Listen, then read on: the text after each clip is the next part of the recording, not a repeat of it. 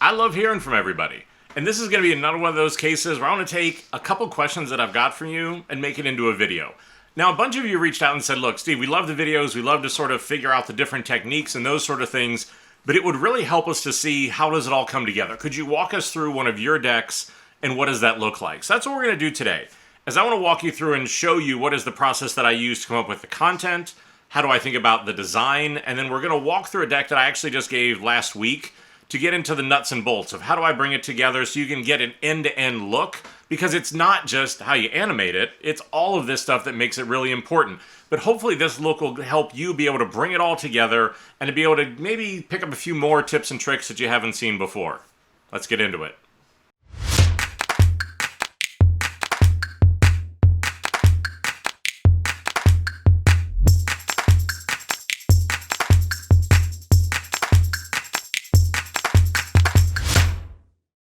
What's going on, everybody? Welcome back to The Crazy One. As always, I'm your host, Steve Gates, and this is the YouTube channel and podcast that helps you be more creative, helps you be a better leader, figure out how to have a better career, and in this case, learn some more cool stuff about Keynote.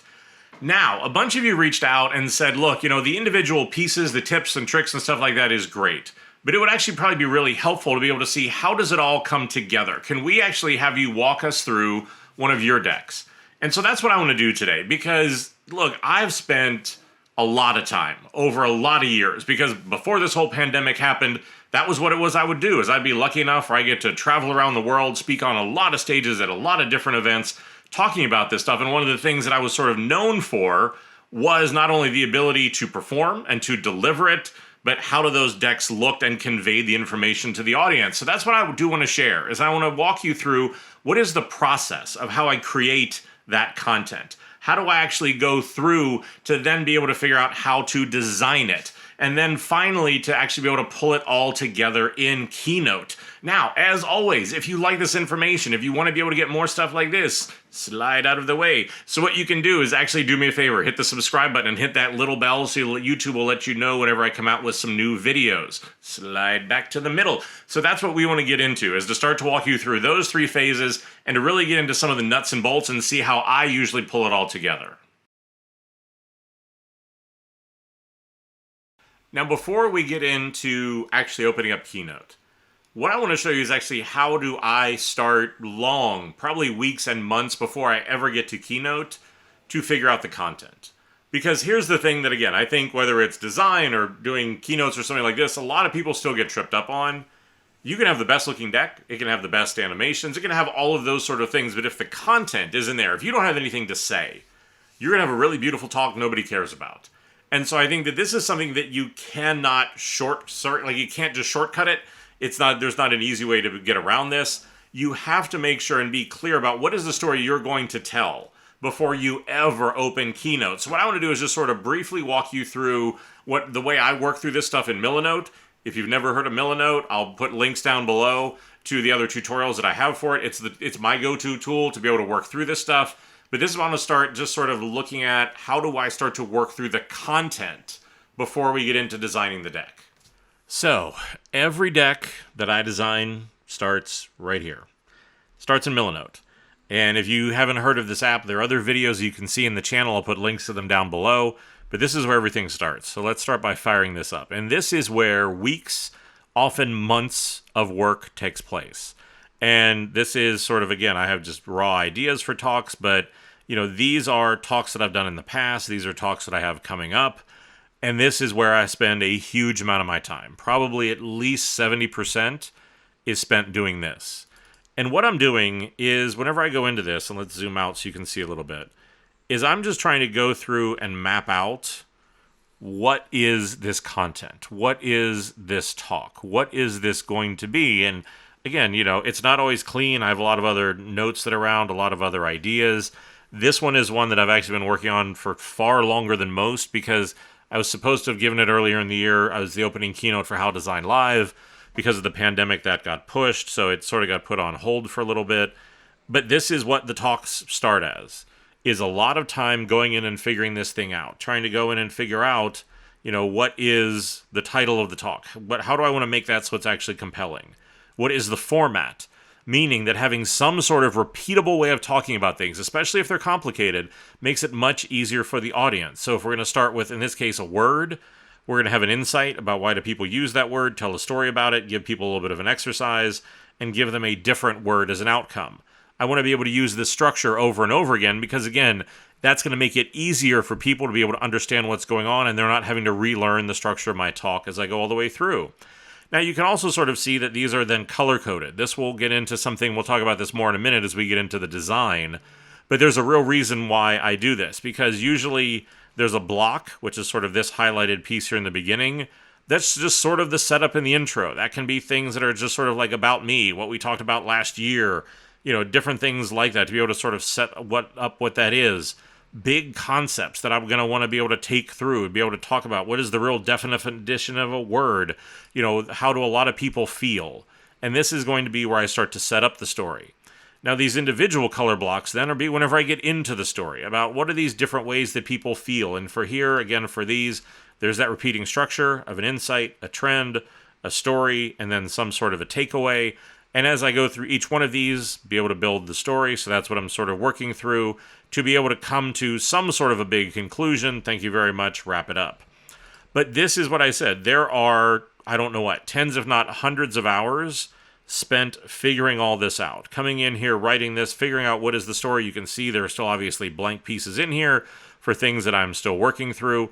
But this is where it starts, and there is no getting around this. And that's why I said before, you can have the prettiest deck in the world, you can have all the animation in the world. If you don't put the work in here, it's not going to land, and it's not going to matter. So I think this is the heart of where a lot of these decks are spent in here working through a lot of this, and that's just, there's no way around that. And so I think, for you, that ability to figure out how do you want to work and be able to lay this out, but to spend time and understand that content is going to be way more important than just the look of your deck.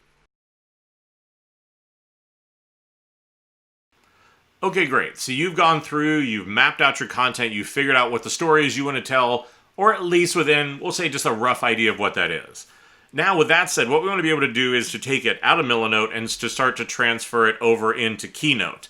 And for me, I will start by just designing the deck. No transitions, no animations, no nothing.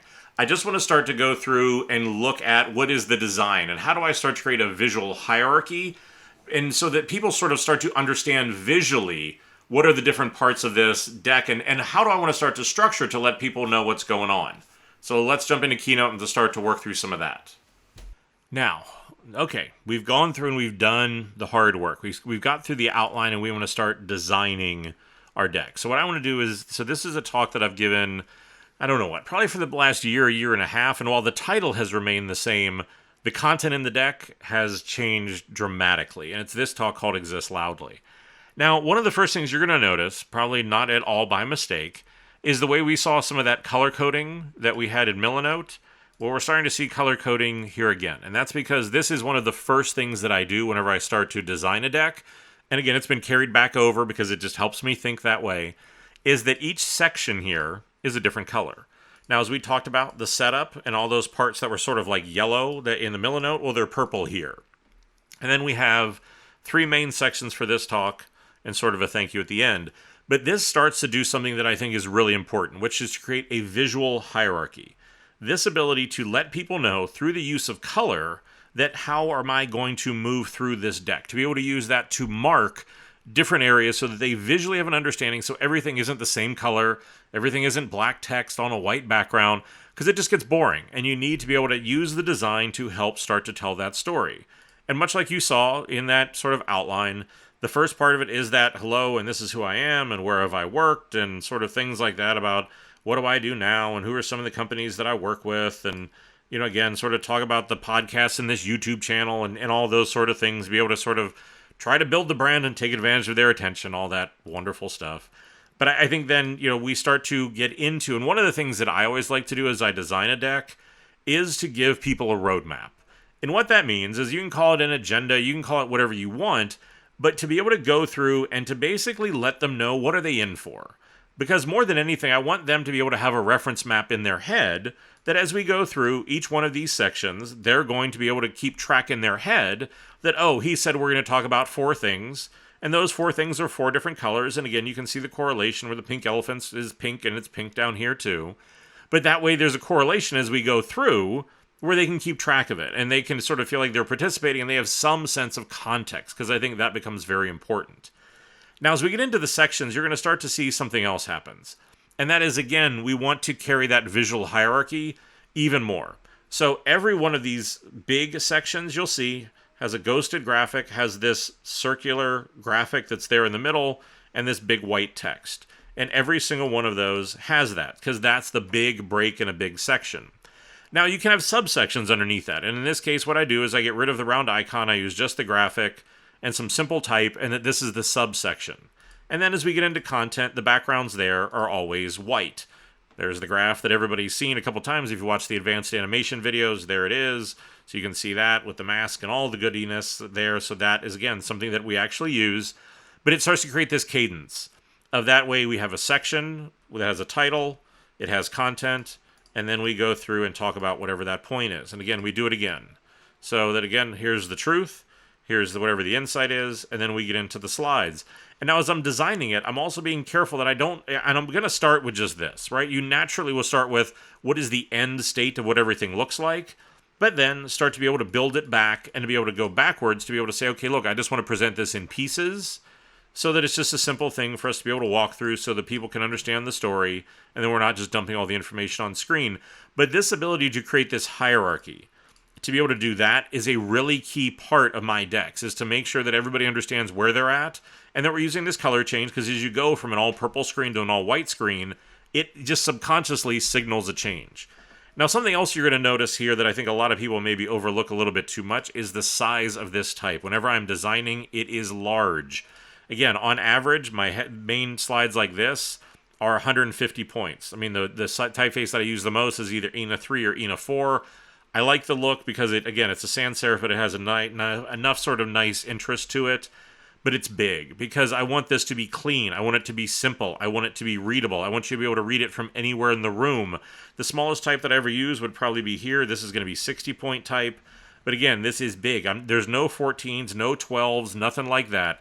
Because again, I think if you look through all of this, it is about simplicity. It is about readability. It is also about, and again, as I've talked about in the past, keeping people's attention on me. This is my partner in the presentation.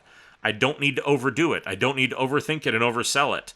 It just can be this sort of thing with a simple but clean and powerful design that works really well. But this is what I'm going to do in that next step out of Milanote, is to go through and to start to just rough in what is that content. And in the beginning, this may just simply start as dots. It could start as words. And then I'm going to start to go back and work this in. I'm going to try to, again, as you can see, make as much of it as visual as I can. If it's just all words on slides, it gets really boring. So for me, even if there is that sort of a thing, well, then there's this accompanying big graphic over here to give it that nice interest, to be able to give it these little accents, to be able to do those sort of things. So again, the design feels like something more, because that's the thing. Like, okay, let's just look. So strip all this away. What does this look like? If this, stripped one too many things away. That by its, who, seriously? How many slides like that do you see? And it's like, okay, it's great, there's a little bit of color there, but that's not nearly as compelling as what this looks like. Because again, this has a certain level of fit and finish and polish that makes this feel much more significant. So I think that's that part is, yeah, rough in the content, but to go back and to look at how can you really raise this to the next level so it feels like something significant. Now that we have all of these sort of parts in place, let's get on to actually how do we build this and bring it to life. So we've gone through, we've looked at the content, we've looked and I've started to share from a design standpoint, how do I start to structure those decks? What do I start to do visually to use colors to pull those apart?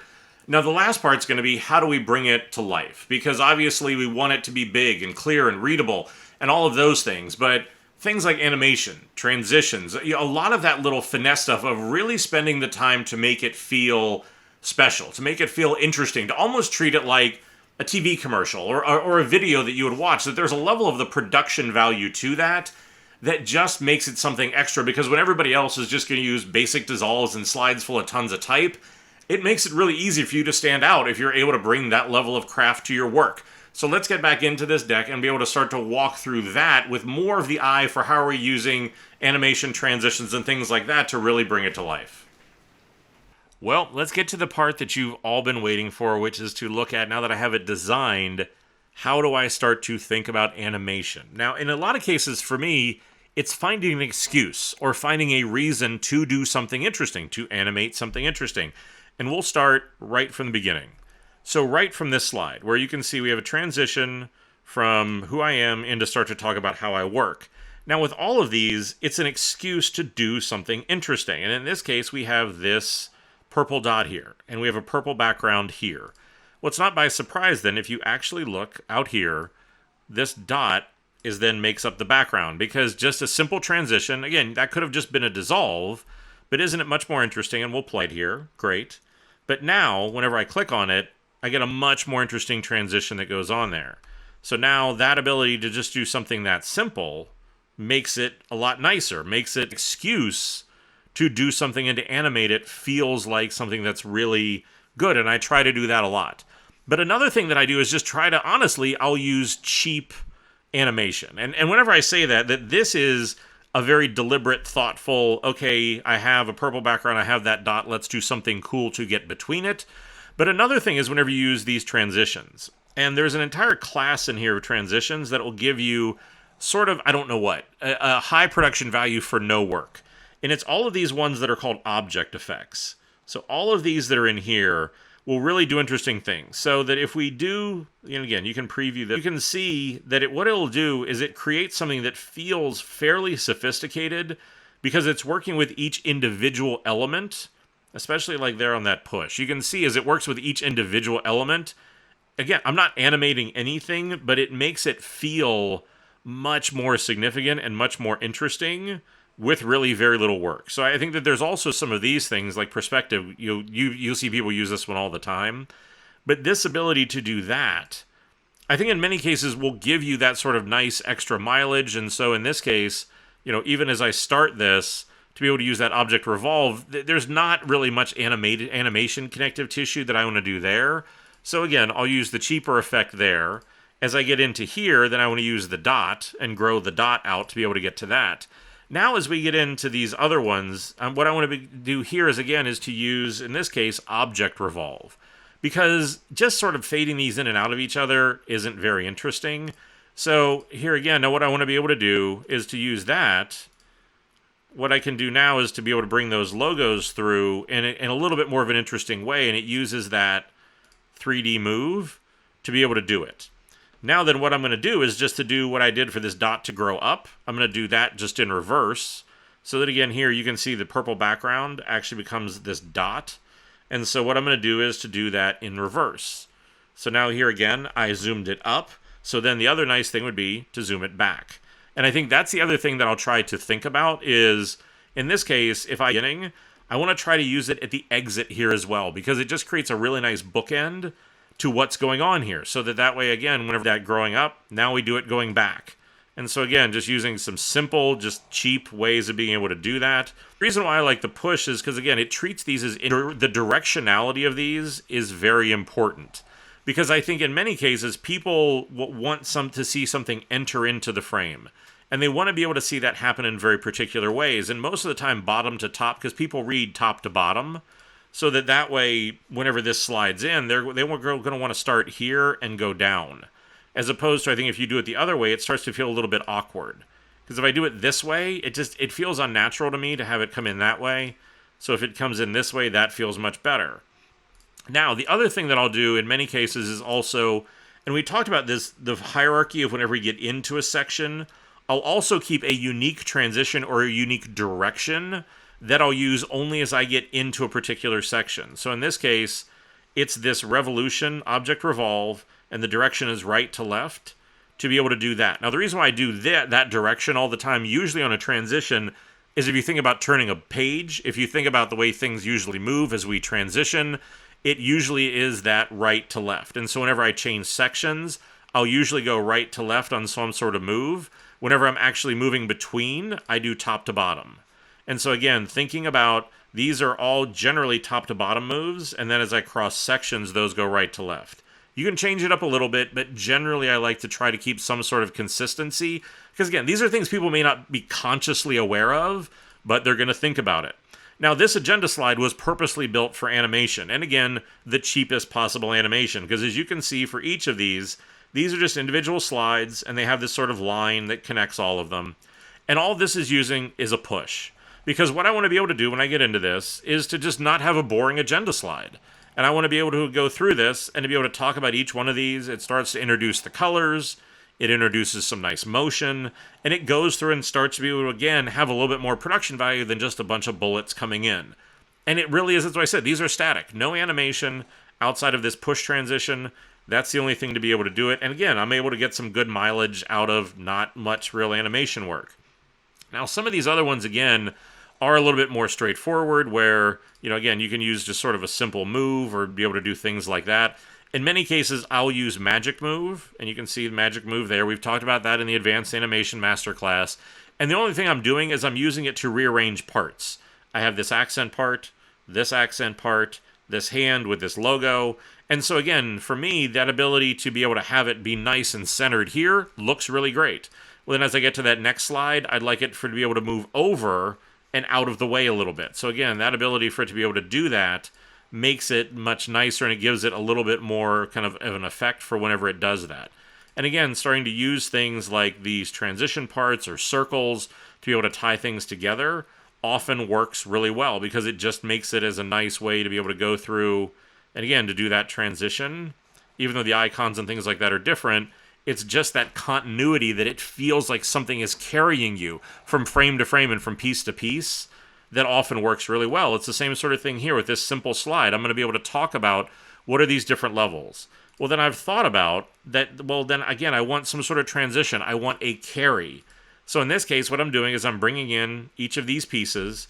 Now, the trick here is, while they look like one, these are actually all separate objects. And the reason why, which I'll show you here in a second, is I want to just keep the level. I don't want the name because the name is too much. Because the point in this slide is, hey, here are all the different levels, let's look at the name. The point of this slide is we need to focus on the numbers.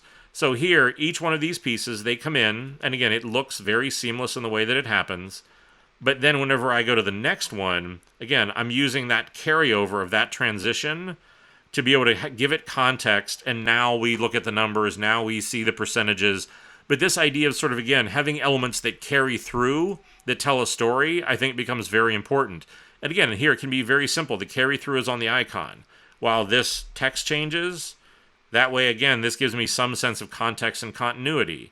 And so these sort of things about having the dots, those are the carry through the entire thing. These are the narrative that stay there. And I think that's a big element that will carry through and keep you going through the whole thing, and to even look at how they change. Here's another sequence. Animation Masterclass, we looked at how do we do these sort of flips on these sort of objects. And then again, a simple magic move to be able to do that. But you can see just by making that simple connection between those things and looking at it the way I designed it, it makes it so that this feels very seamless in the way that it works. So there's not these big sort of jarring things, that it feels like, again, there's an element that's moving you through all of these. And that's why I said I think those are big important things to me, because and again, like I said, it's a very simple thing. But to think about that, to think about these things visually, to be able to do that makes a really big difference. Now, there are other sorts of parts of these to be able to do just, kind of simple animations, 2 simple type effects, and talk about, again, sort of a belly flop and animating somebody's positions there to be able to do that makes it really nice and effective. And so again, that ability to do these sort of things just makes a really big difference. Well, that's it for another masterclass, and hopefully by being able to walk you through, you can, I think, one, get a sense of how much work goes into one deck, that what you see at the end where it just looks nice and designed and animated is great, but that is such a small part of what that process is, that it really is the concentration and looking at the content, of looking at how do we design it, of putting in that visual hierarchy, of making it readable, and then finally to really bring it to life with that production value, with the animations, the transitions, and all of those things. But it isn't just that last mile. It's all of it. Because whenever it all comes together, then it is that thing that I'm able to deliver. It is able to really have that impact, because it takes all of that. And I think that's hopefully the thing Look, it's not a new idea, but it's a lot of work to make something look simple. Now look, I hope this was useful. If it was, like I said, let me know. If you got more questions, leave them down in the comments. If there's more things you'd like me to see make videos out of, leave them down in the comments. As always, slide over to the side. If you want to be able to get more videos whenever they come out, make sure you hit the subscribe button and hit that little bell so that YouTube will let you know whenever that happens. Slide back to the middle. But look, I think hopefully this has been helpful, and like I said, be able to continue to help you work through how do you put all these together to be a great public speaker, to get better at Keynote, and hey, as always, stay crazy.